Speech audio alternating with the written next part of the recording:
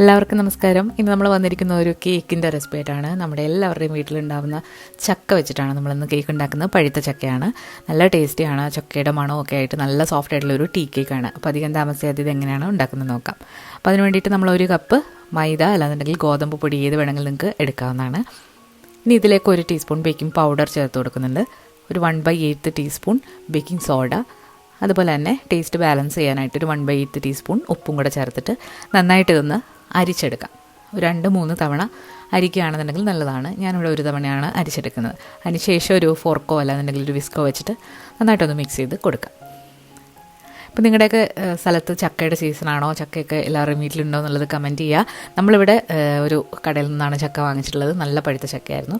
അപ്പോൾ നമ്മൾ ചക്ക എടുത്തിട്ടുണ്ട്. അപ്പോൾ ഒരു മിക്സിയുടെ ചെറിയ ജാറിലേക്ക്, ഇതിനങ്ങനെ പ്രത്യേകിച്ച് അളവൊന്നുമില്ല, അരച്ച് വരുമ്പം മാക്സിമം വന്നാൽ 1 കപ്പ് അത്രയും ആകാവുള്ളൂ.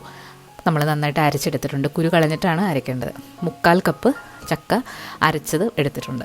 1 കപ്പ് വരെ ആകാം.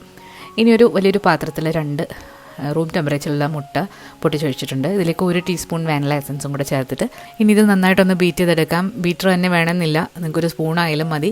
നന്നായിട്ട് ബീറ്റ് ആണെന്നേ ഉള്ളൂ. സ്പൂണില്ലാന്നുണ്ടെങ്കിൽ തടിത്തവി വെച്ചിട്ട് നിങ്ങൾക്ക് ബീറ്റ് ചെയ്യാം. അല്ലാന്നുണ്ടെങ്കിൽ മിക്സിയുടെ ജാറിലിട്ടൊന്ന് ബീറ്റ് ചെയ്തെടുത്താലും മതി. നന്നായിട്ടിതൊന്ന് ഫ്ലഫി ആയിട്ട് ബീറ്റ് ആവണം. അപ്പോഴാണ് കേക്കൊക്കെ നല്ല സോഫ്റ്റായിട്ട് കിട്ടുന്നത്. ഇനി ഇതിലേക്ക് നമ്മൾ ഒരു 1/2 കപ്പ് പഞ്ചസാര ചേർക്കാം. ചക്കയ്ക്ക് നല്ല മധുരമുള്ള ചക്കയാണ്, അതുകൊണ്ട് ഞാൻ ഒരുപാട് പഞ്ചസാര ഇതിലേക്ക് ചേർക്കുന്നില്ല. പഞ്ചസാര നിങ്ങളുടെ ഇഷ്ടത്തിനനുസരിച്ചിട്ട് കൂട്ടാവുന്നതാണ്, അല്ലാന്നുണ്ടെങ്കിൽ കുറയ്ക്കാവുന്നതാണ്. പഞ്ചസാര പൊടിയായിട്ട് തരികളുള്ളതാണ്, അത് നന്നായിട്ട് അലിഞ്ഞു വന്നു. ഇനി ഇതിലേക്ക് ഒരു 1/4 ടീസ്പൂൺ ഓയിൽ ചേർത്ത് കൊടുക്കുന്നുണ്ട്. ഇനി ഇതിലേക്ക് ഒരു 1/4 കപ്പ് ഓയിലും കൂടെ ചേർത്ത് കൊടുക്കുന്നുണ്ട്. സൺഫ്ലവർ ഓയിലോ മണമില്ലാത്ത ഏത് ഓയിൽ വേണമെങ്കിലും നിങ്ങൾക്ക് ചേർക്കാം. അല്ലാന്നുണ്ടെങ്കിൽ ബട്ടർ ഉരുക്കിയിട്ടും നിങ്ങൾക്ക് ചേർക്കാവുന്നതാണ്. നന്നായിട്ട് മിക്സ് ചെയ്ത് കൊടുക്കാം. ഇനിയാണ് നമ്മളിതിലേക്ക് നേരത്തെ അരച്ച് വെച്ചിരിക്കുന്ന ചക്ക ചേർക്കുന്നത്. ചക്ക അരയ്ക്കുമ്പോൾ ഒട്ടും തന്നെ വെള്ളം ചേർക്കാതെയാണ് അരച്ചെടുക്കേണ്ടത്. നന്നായിട്ട് മിക്സ് ചെയ്ത് കൊടുക്കാം.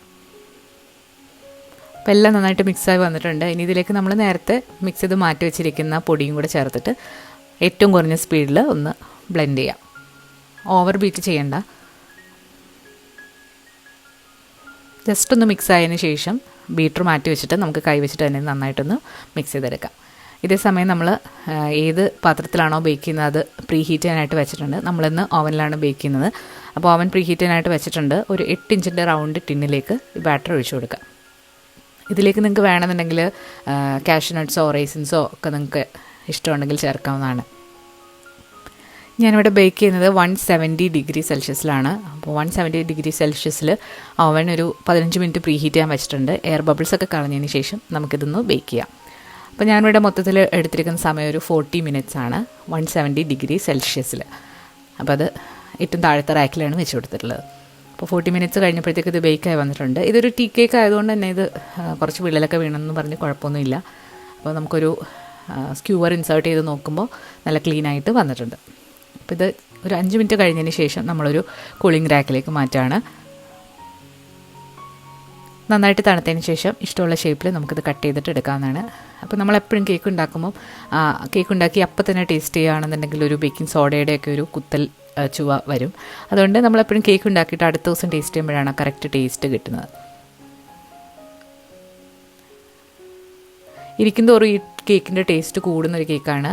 അപ്പോൾ നല്ല ഒരു ചക്കയുടെ ഫ്ലേവറൊക്കെ വന്നിട്ടുള്ള ഒരു കേക്കാണ്. അപ്പോൾ എല്ലാവരും ഒന്ന് ട്രൈ ചെയ്ത് നോക്കുക ചക്ക കിട്ടുമ്പോൾ. അപ്പോൾ ഇത് ചെയ്യാൻ ഓവനോ അതുപോലെ തന്നെ ബീറ്ററോ ഒന്നും ഇല്ലെങ്കിൽ നിങ്ങൾക്ക് ഈസി ആയിട്ട് ചെയ്ത് നോക്കാവുന്ന ഒരു റെസിപ്പിയാണിത്. അപ്പം നമ്മൾ ഓവൻ ഇല്ലാതെയും അതുപോലെ തന്നെ ബീറ്റർ ഇല്ലാതെയൊക്കെ ഒരുപാട് കേക്ക് റെസിപ്പീസ് ചെയ്തിട്ടുണ്ട്.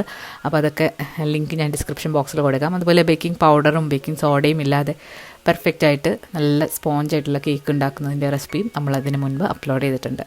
അപ്പോൾ നമ്മുടെ കേക്കിൻ്റെ പ്ലേലിസ്റ്റ് നോക്കുക, ഒരുപാട് വെറൈറ്റിയിലുള്ള കേക്ക്സ് ഉണ്ട്. അപ്പോൾ എല്ലാവരും ട്രൈ ചെയ്ത് നോക്കിയിട്ട് നിങ്ങളുടെ അഭിപ്രായങ്ങൾ അറിയിക്കുക. പുതിയൊരു വീഡിയോ ആയിട്ട് നമുക്ക് വീണ്ടും കാണാം. താങ്ക്